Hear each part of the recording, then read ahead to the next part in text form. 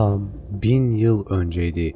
İnsanlık muazzam bir ilerleme kaydetmiş ve teknolojik açıdan üstün hale gelmişti. Robotlar artık insanlar kadar işlevli olup birçok konuda insana benzer davranışlar sergileyebiliyordu. Yapılan roketler sayesinde yıldızlar arası seyahat mümkün hale gelmişti. Hatta en önemlisi Mars'a bir koloni kurabilecek kadar gelişmiş bir seviyeye gelinmişti. Tabii bu başarının arkasındaki duran kişi Moi Mastroianni. Bizler onu çok sonraları bir More bölümlerinde yaşlı, bir deri, bir kemik kalmış, hastalıkları yüzünden makinelere bağımlı hale gelmiş olarak görüyoruz. O, BMO'nun yaratıcısıydı. Ateş Krallığı'nın kadim muhafızlarını o yaptı.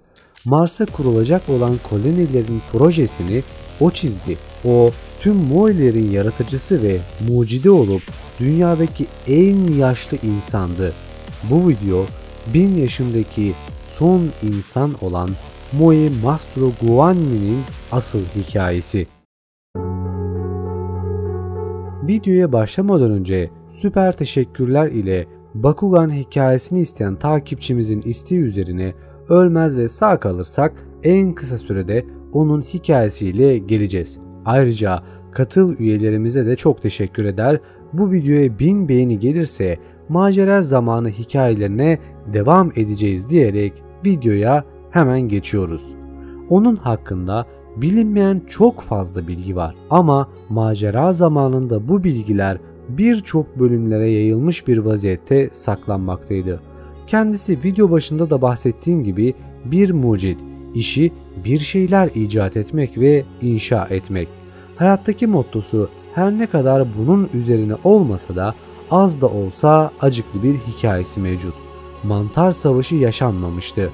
Maestro kendini yapay zeka ve teknolojik mühendisliklere adamış, insanlık yararına işler yapmaktaydı. Devasa bir robot fabrikası kurmuş ve burada insanların yerini alacak olan robotları yapıyordu. Ancak tasarladığı robotlar sevgiden uzak, sadece programlandığı şeyi yapmaya meyilli birer makineydi. Onun isteği ve arzusu insanları mutlu edebilecek, onları sevebilecek, düşünen bir robot yapmaktı. Bu isteği ve arzusu eğer bir gün çocuğu olursa da ona vermek ve ikisi birlikte güzel zaman geçirmelerini sağlamaktı. Ancak Maestro hiçbir zaman evlenemedi. Bu yüzden de hiç çocuğu olmadı. Bu yüzden de tasarladığı BMO yani prototip olan sevimli dostumuzu sizlere daha önceki bölümlerde anlattığım rokete bindirerek onu uzayın derinliklerine gönderdi. Çünkü belki bir aile bulur ve belki de bir oğlanla güzel vakit geçirir düşüncesiyle göndermişti. Öyle de oldu zaten. Tam 1000 yıl sonra uzaydan geri gelerek Finn ve Jake ile çok güzel arkadaşlıklar attı ve mutlu mesut yaşamışlardı. Peki Maestro bu süre zarfında ne yapıyordu? O dev ateş golemlerinin inşaatını bitirmeye çalışıyordu. Mars'a kurulacak olan koloninin çizimlerini ve mühendisliğini yapıyordu. O dev Mo fabrikasını kurarak BMO'dan binlerce hatta milyonlarca üreterek insanlar gerçekten düşünen, seven, korkan bir canlı vermeye çalışıyordu. Ancak bu hiç gerçekleşemedi. Fabrikanın savaştan dolayı yok olduğunu zannedenler var. Hayır arkadaşlar, mantar bombası fabrikaya zarar vermedi. Eğer dış kısma bakarsanız bunu zaten anlarsınız. Bu fabrikaya bir baskın yapıldı. Tüm BMO'lar yok edildi. Fabrikanın sadece iç kısmı harap edildi. Üretim bantları, Ar-Ge bölümleri hatta bu resimde BMO bağlantısı noktası perçimlenerek kapatılmıştı.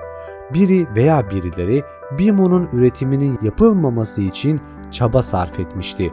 Bu kısımda BMO'nun odasını birileri zorlayarak girmeye çalıştığını ve girdiğini görüyoruz. Ancak BMO'yu orada bulamamış çünkü o zamanlar BMO uzayın derinliklerine yani yeni yaşam formları arıyordu. Savaşlar yaşanmış, fabrika harabeye dönmüş, fabrikanın ana yüzeyinde sadece bir düzine güvenlik robotu kalmıştı. Maestro ise fabrikanın derinliklerinde yaşamaya çalışıyordu. Kendini dış dünyaya kapatan Maestro tam 1000 yıl boyunca o küçücük yerde yeniden Bimo gibi bir robot yapmaya çalışıyordu. Bunu ise bu görselden anlayabiliriz. O ona oğul olabilecek, gerçekten seven, düşünen, hayal kuran bir şey istiyordu. Ancak diğer Bimo'ları hiçbir zaman yapamadı. Aradan geçen 1000 yıl onun mevcut vücudundan bazı parçalarının çıkarılmasına ve birer robot parçaları takılarak yaşamına devam ettirmesine neden oldu. Bacakları artık tutmuyordu. Derisi çekilmişti. Kalp ve diğer fonksiyonlar için robotlara ihtiyacı vardı. Maestro ölüyordu. Zaten bu olaylardan sonra Maestro da ölüp gitti ve son arzusu olarak hafızasını taratıp uzayın derinliklerine gönderilmek istediğini söyledi.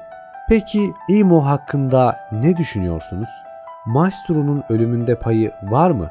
Ben şahsen Imo'nun Maestro'yu öldürdüğüne inanıyorum. Çünkü tıpkı Bimo gibi Imo da bir prototip, gerçek bir insan olmak için tasarlanmıştı. Ancak o Bimo gibi düşünemiyor. Daha doğrusu hayal kuramıyordu. Tek arzusu sevilmekti. O kadar çok sevilmek istiyordu ki zaman içerisinde bu durum kıskançlığa dönüşmüş ve insandaki var olan yok etme arzusunu doğurmuştu. İşin aslı Imo da türünün tek örneği ve Bimo ile akraba. Imo bittiğinde belki de Bimo'nun oğlu olacaktı. Çünkü bu sahnede Bimo, Imo ile tartışmaya ve yüzüme bak dediğinde ondan çekiniyor ve utanıyor gibi hallere girmişti. Tıpkı yaramazlık yapan bir çocuğun davranışları gibi.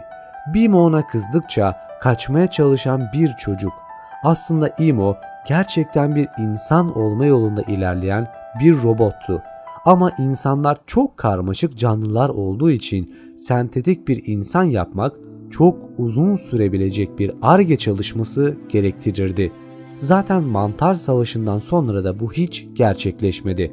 Bimo ile arasındaki en temel fark düşünme yetisi. Imo da tıpkı Bimo gibi üzülüyor, ağlıyor, gülüyor ancak sevginin ne olduğunu bilmeden sevilmek istiyor. Bu sahnede kafası koparılmış bir bebek görüyoruz. Sanki Maestro'ya benziyor değil mi? Yukarıda sev beni yazıyor. Neden sizce havalandırmada böyle bir şey yazılı? Çünkü birçok kişinin fark etmediği bir detay var arkadaşlar. Bimo'nun odasında kapı var ama Imo'nun kapısı yok. İçeriye hapsolmuş bir vaziyette hayatını geçirmeye zorlanmış. Oynaması için bir bisiklet, bakması için birer hamster verilmiş. Ama o bunları yapamamış. İnsan olma yolundaki en büyük etkeni benimseyememiş. Merhamet.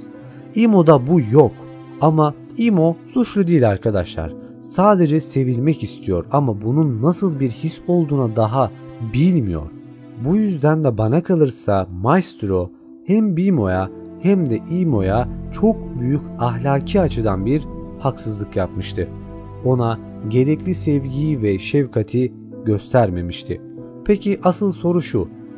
Sizce Bimo'nun seri üretime geçmesini engelleyen kimdi? Fabrikaya baskın yapan kimdi? Bimo terminalini kapatan kimdi? Bunu yorumlar kısmında bekliyorum arkadaşlar. Eminim ki çok güzel teoriler çıkacaktır. Şimdiden kendinize çok iyi bakın. Hoşça kalın.